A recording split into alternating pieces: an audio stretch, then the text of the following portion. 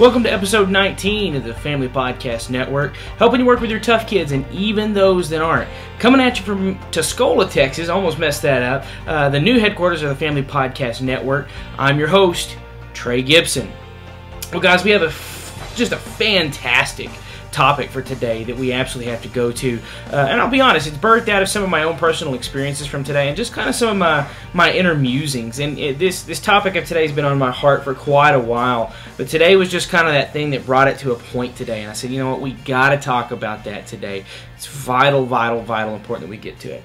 Before we do that, let's get into a little quick housekeeping real quick, guys. Before we get into all this, consider sharing me on Facebook and Twitter. You can also follow me on Twitter or also add me on Facebook, guys, any of those stuff. I've added a new feature.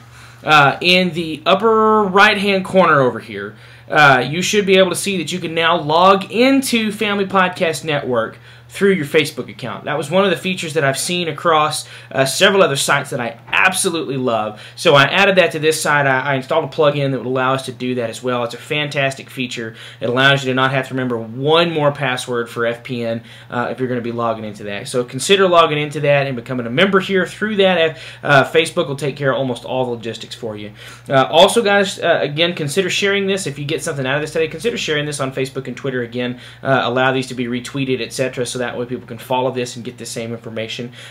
Consider also subscribing to me on my iTunes. If you'll look again over here on the right side, you'll notice that there's the ability to subscribe to iTunes, which will automatically sync to your podcast. You can take these with you anywhere if you're like me and you don't always have time to listen right now, but you can listen to it when you're in the car. Consider doing that. Also, we've added another thing called Stitcher in there. That's a free app that you can get for your Android device that allows you to stream and listen to these podcasts on your Android device if you don't have an iDevice with iTunes.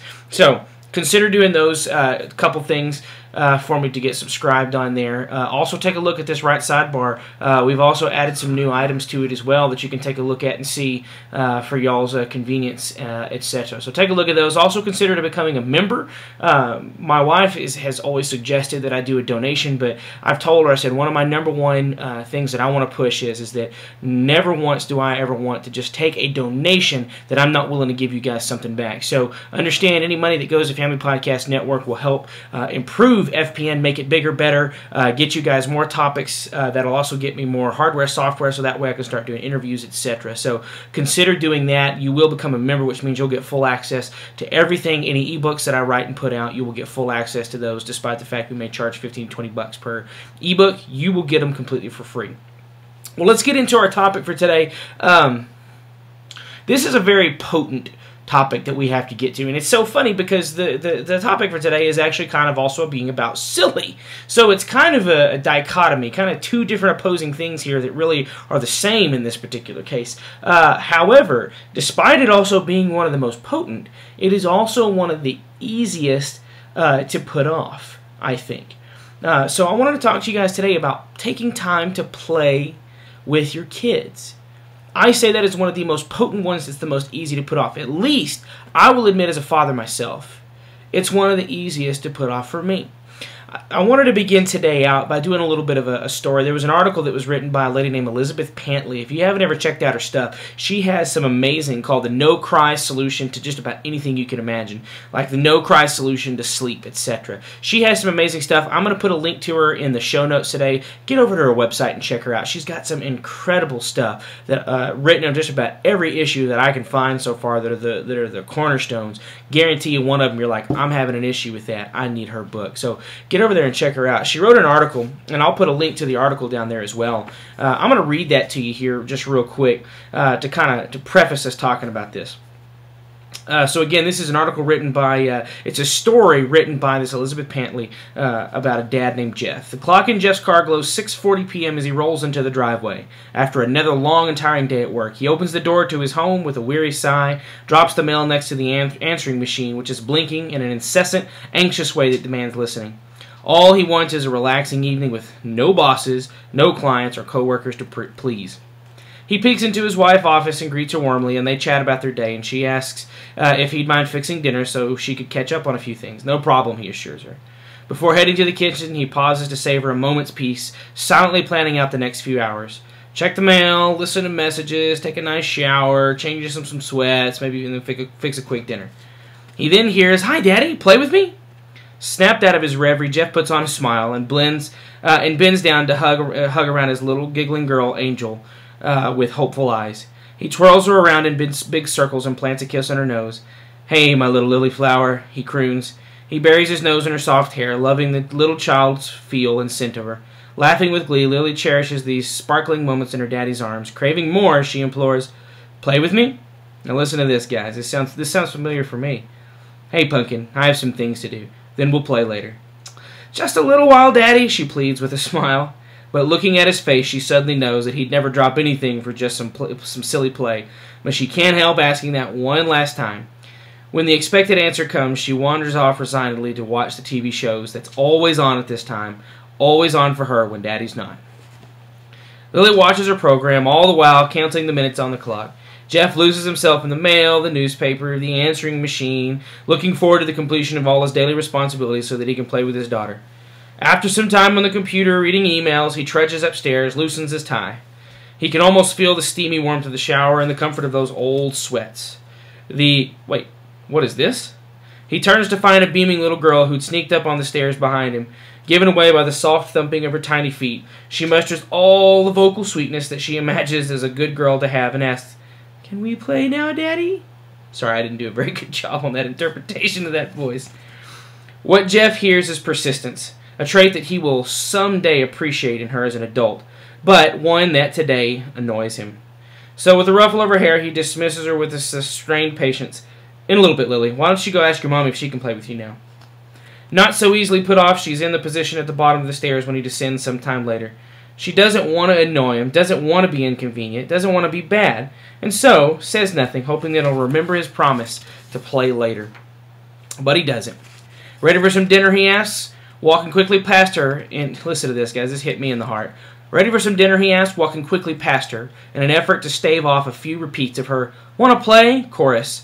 He enters in the kitchen and begins pulling items from the refrigerator. Just then the telephone rings and little ears listen, as they always do, as Jeff answers. "Hello? Hey, Steven, how are you? Yeah, did you catch that game on Sunday? I can't believe you missed that pass." And so he's lost to her again, this time in an adult conversation, phone tucked between ear and shoulder. Afterwards, of course, the parents are busy. There's dinner to be cleaned up, garbage to be taken, bills to be paid, and all the while, just little one, who naturally will not be little forever, patiently and proudly waits beside her latest Lego masterpiece. She knows that he'll notice soon. She knows it is the marvel of engineering brilliance sure to draw him into her world. But the doorbell rings and Jeff strides right past her to answer. Perhaps the visitor leaves, she wonders. It's Raul, their neighbor. He needs help getting his lawn tractor started. "Hate to bother you, Jeff, but do you think you might have a second to look at it?" "Of course," Jeff replies, his thoughts registering the day last week when Raul was there at 6 a.m. to jumpstart his car. That's what good neighbors are for. After letting his wife know he'd be back, he reaches down to plant a kiss on his daughter's soft cheeks. "Be right back, Pumpkin," he says. He leaves too quickly to notice the silent tears that had begun to run down her cheeks, so hastily kiss soft cheeks that are buried in pillows. When Jeff returns, she is asleep, dreaming of moving out and becoming a neighbor who could ring the doorbell, call Daddy on the phone, or send emails to him. Elizabeth goes on to say the hidden message is, "You are not as important to me as the mail, the messages, the dinner, the phone calls, or the neighbor. I love you, but I am too busy for you. And there's always later. There's always tomorrow." You know, I talked recently in a previous episode about priorities. You know, as families, we talk really big about keeping the right things in priority, we say, about keeping the main things the main thing. We talk big about how family is so important to us. It is so crucial for us to do well with our families and for our kids to do well and to excel. We talk really big talk about that kind of thing. However, in reality, when you look at most of our priorities, in America at least, most of our priorities are pretty messed up. I gave an example in a previous podcast. If I were to tell you right now that if you can be at my house this Friday by 4 a.m., I will give you $10 million. No questions asked, legitimate money. I'll give you $10 million if you can make it there. What do you think is going to happen for the most of you? Y'all are going to figure it out. Y'all are going to figure out what my address is. You're going to figure out where I live. You're going to figure out how to get there. You're going to figure out a way to come in contact with me. And you're going to be there by 4 a.m. on Friday or earlier. Why is that? Because it's a priority to us. That's a priority that I would have an easy time making room for, right? Somebody's going to pay me an easy 10 mil for just being at their house. And so that's something that I can figure out a way. That's an investment that's going to have a huge profit return, right? We get that. We prioritize that. However, for all that big talk, it seems as though we often, and I'm not saying everybody, some of you guys out there have got your priorities square. But a lot of times we struggle with getting our priorities of ourselves and our families and everything else in order. There's an old song that was written by, I think it was Harry Chapin. It was called Cats in the Cradle. I'm going to put a link to that YouTube link in the bottom of the show notes again today. Go check that song out. It is an older song, but it's pretty moving. The story behind the song goes that there's this dad and the kid. Hey, Dad, can we play? Can we go throw a ball? And then it goes into the chorus every time, which is Cats in the Cradle and the Silver Spoon, Little Boy Blue and the Man on the Moon. When you coming home, Dad? I don't know when, but we'll get together then, son. You know we'll have a good time then. So it goes through like 2 or 3 courses of this, the kid just trying to get Dad's attention. And the dad, it's obvious by the way this guy's singing, this dad loves his kid, but he's busy. And it goes back into the cradle again, Cats in the Cradle. When you coming home, Dad? I don't know when, but we'll get together then. Well, then it moves on, and it says now all of a sudden the kid's grown up. And Dad realizes that and wants to connect with him. So he says, hey, son, maybe we can go do something. Then it moves into the chorus, and the chorus has changed. Cats in the Cradle, Silver Spoon, Little Boy Blue, Man on the Moon. When you coming home, son? I don't know when, but we'll get together then. And then it moves into kind of the last culmination of verse, and it says, my boy is just like me now.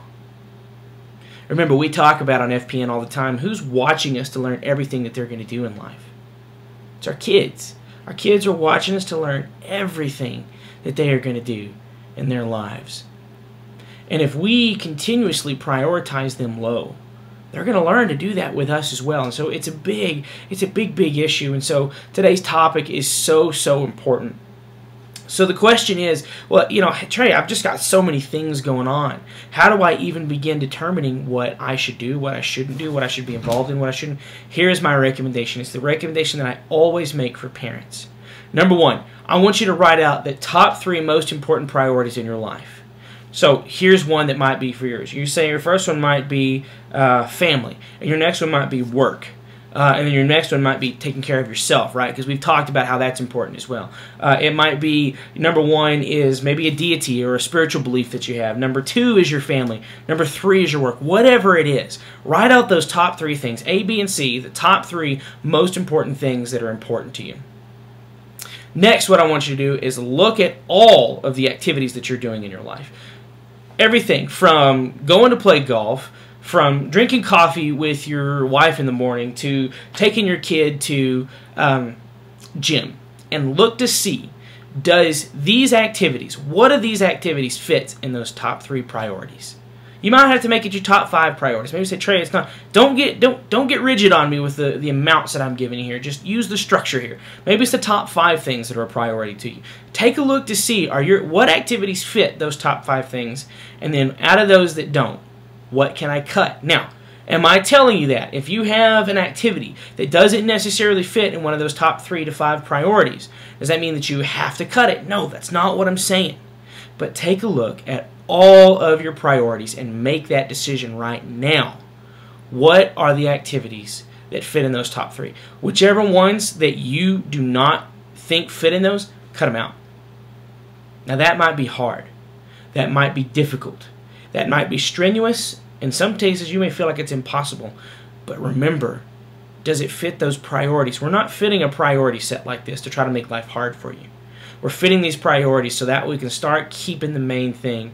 And then last, once you've figured out what you don't need anymore, then sit down, and if it fits in those top 3 things we talked about, put it in your schedule book. I am so guilty about this. I will put doctor's appointments, I will put client visits, I will put church responsibilities, I will even put car responsibilities and when I need to go take it to get the oil and oil filter changed. But I will not sometimes schedule my kids' time in. Why is that? If it is one of those top 3 things, why do we not schedule it? So put it in your schedule book. Put it in your schedule book. Those first few minutes, right when you first walk home. Put that in your schedule book. Maybe an hour on Tuesdays when nobody has anything going on. Put that in your schedule book for all your kids. Schedule what is important to you. Schedule time with yourself. Schedule your golf time. Schedule your manicure and pedicure, ladies. Whatever the junk it is that you need to be doing to take care of, schedule those things that fit in those top 3 things. Put them in your schedule. You know, some of the other recommendations. Let me jump to some recommendations that I have for you guys before I move into my next part.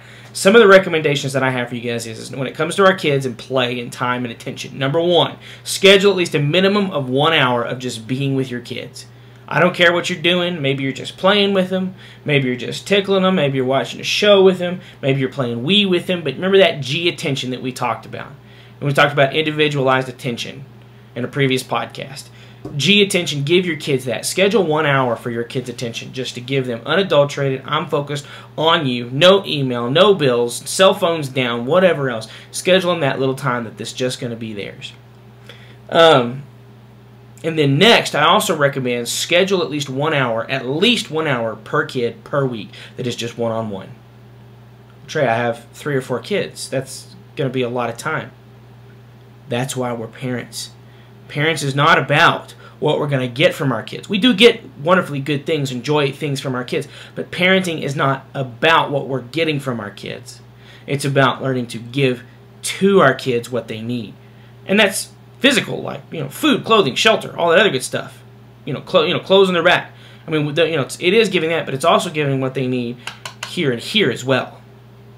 So remember, take time for your kids, do those things. Spend time with them as a group, spend time with them individually. Trey, I've got a whole lot of kids. I'm sorry about you, but that's a part of being a parent.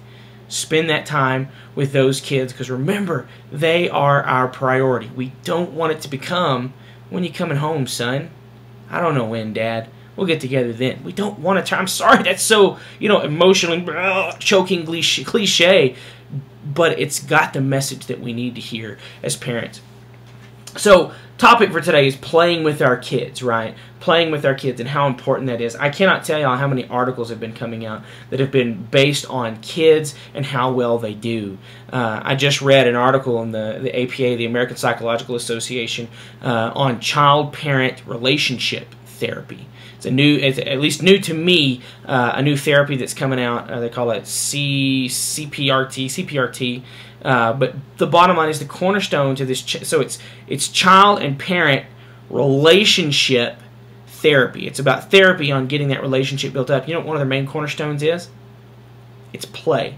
There's a very good reason for that. There is an entire field dedicated to helping kids work through traumatic situations, and guess what they use? Play. The reason for it is that play is very therapeutic for kids. That's actually called therapy. There's a journal of the International Journal of Play Therapy. Play therapy's motto is, and by most cases, depending on what formula they look at, is this: is that I think they say it that play are a kid's sentences, and the individual toys are their words. So the idea behind it is that kids tell stories through their play. But there's more to it than that. We'll talk about that here now. So why is play so good? Number 1, first off, it helps kids burn energy. Let's be honest. Our public school system is doing the best they can to try to get what our kids need in terms of educational and physical needs, right? But let's be honest. Most of the time, what are our kids doing in school? They're sitting on their heinies. They're drawing, writing, doing other kinds of things that don't burn energy. Our schools, regardless of recess and the physical education that they may receive, is not giving our kids, at least especially some of our kids that need extra energy, is not giving everything they need. So first off, playing with our kids helps them burn some of that energy that makes nighttime routines better. It's just the way it is, guys. Number 2, it builds relationship, right? Remember, I sign off with every one of these dadgum podcasts with what? Remember, it is all about the relationships. Why is that? Relationships are the go-go juice. It's the fuel that makes all the rest of this work. So it's very, very important.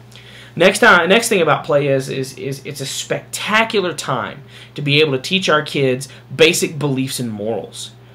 I would say that's one of the number one things that we parents have forgotten to do, and all these other things, is to stop and teach them morals. One of the morals that we have in our family, and this comes up from about a year and a half ago working with my daughter, we have a moral belief in our house where, and remember, moral is just a belief about what's right and what's wrong to our family. We have a moral belief in our family is that we treat other people the way we want to be treated, right? And that's assuming that you have high self-esteem, right? But we have a motto: you treat other people the way you want to be treated. And something had happened. I don't even remember what the story it was, but my daughter had slugged my son or something like that. And I had walked up to her, and it was my friend. We were playing at the time, and he had like pulled her hair or something like that. So she like ninja punched him or something. A little kid cartwheeled and fell off to the side. And I walked over and I said, after I checked on Grant, made sure he was okay, my son. I said, Anna, would you ever want me to hit you like that? And she, quivered her chin. No, Dad. And I said, tell me why. She goes, because it would hurt. And I said, so if you wouldn't want it to happen to you because it would hurt, why would you do it to Grant? And she goes, I don't know. It's a typical kid answer. But I honestly thought that had just ricocheted right off of her. But a few days later, something had happened, and she got really upset with Grant. And she came in there and said, Dad, Grant made me really mad because he did this. But I didn't take it away from him because I knew that if it was me, I wouldn't have wanted to take that away from him because it would have hurt me, so I didn't do it to him. It was a beautiful thing to hear her say that. And it wouldn't have happened, at least not this soon, if it hadn't been for the opportunity to be outside playing with my kids. Think about it. Playing is where they learn when is it okay to defend themselves, when is it okay to fight, what are bullies. I mean, think about it. It's that playtime where it seems like any of those major social skills happen.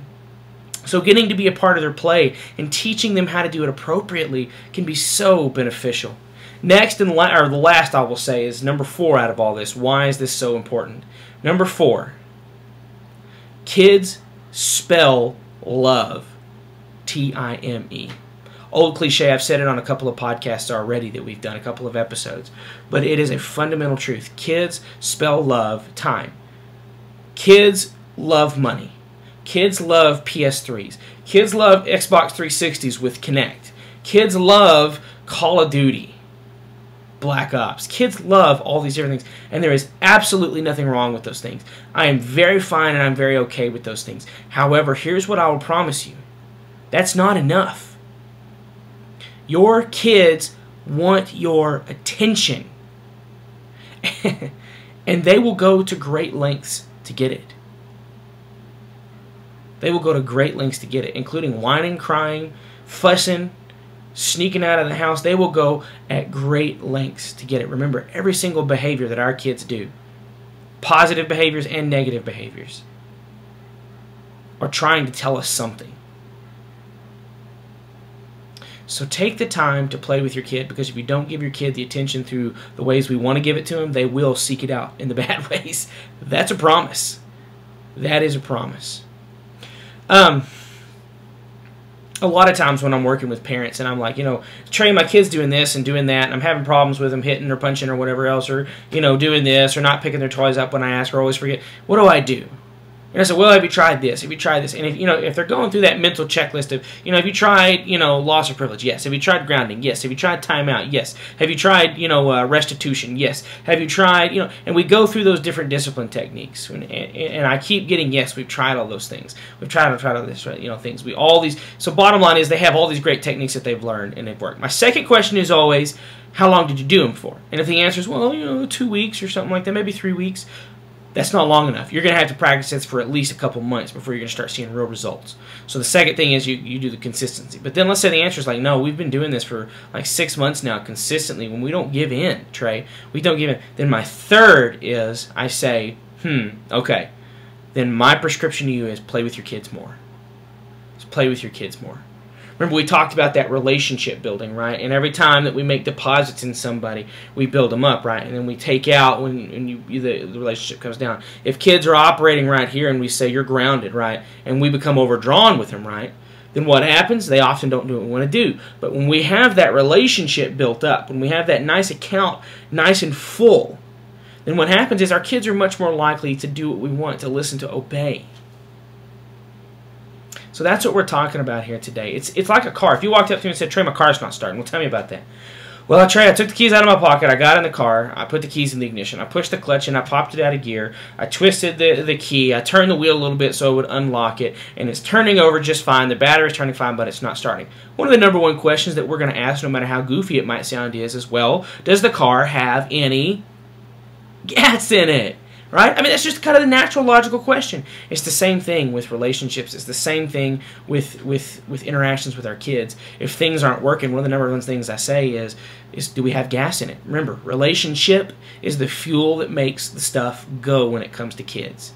So, I always recommend, it's one of the number one things that I recommend to parents is play with your kids. So, what is the moral of today's podcast? Let's wrap it up on this. Play with your dadgum kids, man. Go play with them. I cannot tell you how much I relate with Jeff as a story that Elizabeth wrote earlier. I relate with that story. I come home and I'm tired and I'm wiped out. I've had a long day. I've been working with some tough client issues and I'm just exhausted and I'm fried. And sometimes the last thing that I want to do is get up and go play.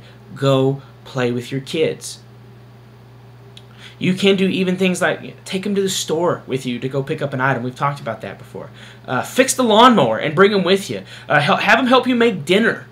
Take them to get a soda. You may be saying, Trey, these aren't playing. Absolutely, they can be. You can turn play out of just about any of those. Take them to the store and play a little game with them. My wife and I have a game when we go to the store that whoever gets in front of the other person knocks items off of the aisle, non-breakable items, mind you, knocks items off of the aisle and takes off running. The person behind him's got to pick them up. That's being at the store working and playing. Take your kids and find a way to play with them there. Fix the lawnmower and tease them. And like as you know, we dads love doing this. We're working on the lawnmower, like, and we've got our hand down inside the carpet or something. Oh, and then like we jump and we startle them and they make a big laugh out of that. Now, not all your kids may think that's funny, so be aware of their personalities. But play with them when you're doing those. Have them help you, ladies. Have them help you make dinner. What am I talking about? You men out there who will step it up and cook too. When you're having them come help you make dinner and then sprinkle flour on them. Be fun. Do fun things. You can play in all avenues of your life. Then, I think a lot of times when parents hear me say play, they automatically deduce. They automatically start thinking, oh, he must mean like silly play.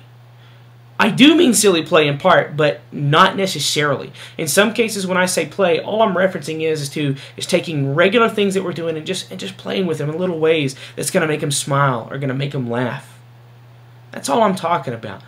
But then silly play too, guys. Go hop on the trampoline with them. I didn't want to go get on the trampoline today with my kids. I did not want to walk out of that house. I was working on the kitchen. I was cleaning up. My wife is not feeling good. She's very pregnant right now, so she's not feeling very good. I did not want to go outside. I wanted to get this house clean and go sit down. But you know what song went through my head? Cats in the cradle and the silver spoon, little boy blue and the man on the moon. When you're coming home, Dad, I don't know when, but we'll get together then, son. You know we'll have a good time then. One of the reasons why I put the Carpe Diem parenting from last week, that retort to the article that the McLennan lady wrote on Huffington Post, is that I think we get this impression that our kids are going to be little forever. And they're not going to be. They're going to grow up one of these days, and they're probably going to do exactly what Mommy and Daddy have taught them to do.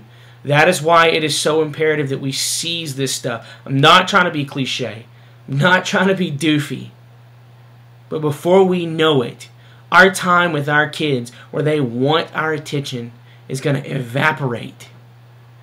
And if I don't seize that today, and I'm pointing to my back door where our trampoline is, if I don't seize that today, it's going to be gone. And I don't want to be the daddy who's saying, when you coming home, son? When you coming home, daughter? I don't know when. We'll get together then, Dad. You know we'll have a good time then. I don't want to be that. And I don't think any of you guys want to be that, or you wouldn't be listening to this 30-minute long podcast. So let's don't. Do things with your kids. Chase them around the house playing tag. Push them in a swing. My kids love that, especially my littlest daughter. Go play Wii with them and say, well, Trey, Wii isn't really interactive. Absolutely, it can be. If your kid is playing Call of Duty, Modern Warfare, or Call of Duty Black Ops, and they're smoking you, that's a great opportunity to brag on them. Man, You're really good at this. Good job. And that can be interactive just as much as anything else. Have them teach you something on their Leap Pad or their V-Reader or something like that. You probably already know the facts that they're teaching you, but learn them anyway. Learn them anyway.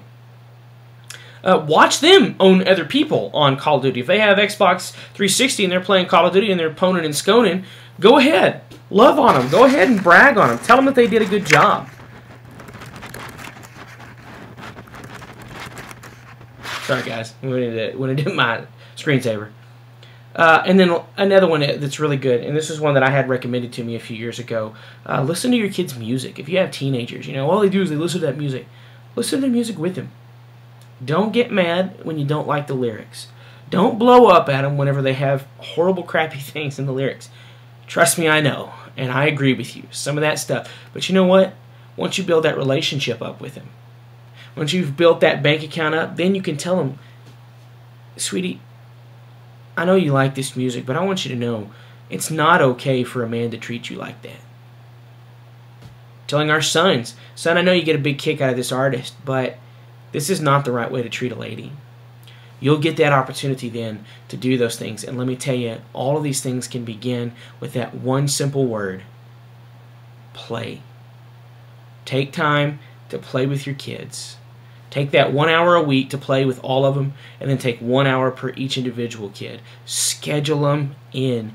Trim out the things that don't fit those top 3 priorities. Figure out what those are and make the cut. Why are we doing that? Because our kids are a priority. Well, guys, I want to say thank you, as always, for joining me for a pretty heavy edition of the Family Podcast Network. Guys, again, consider sharing this episode on Facebook and Twitter. Retweet me. Anything that you guys want to do. Consider signing up for free. Site free is completely free. The membership and the forums are always y'all's, completely free. Never going to charge you guys a dime for that. Also, consider signing up for the newsletter if you want to get a newsletter on whenever I update this blog roll, and you can be able to keep track of that on when I put new material up. As always, take a look at our blog if you guys are interested in that. Guys, that's all we have for today. Remember, it's all about the relationships. You guys have a good week, and we will see y'all at our next episode.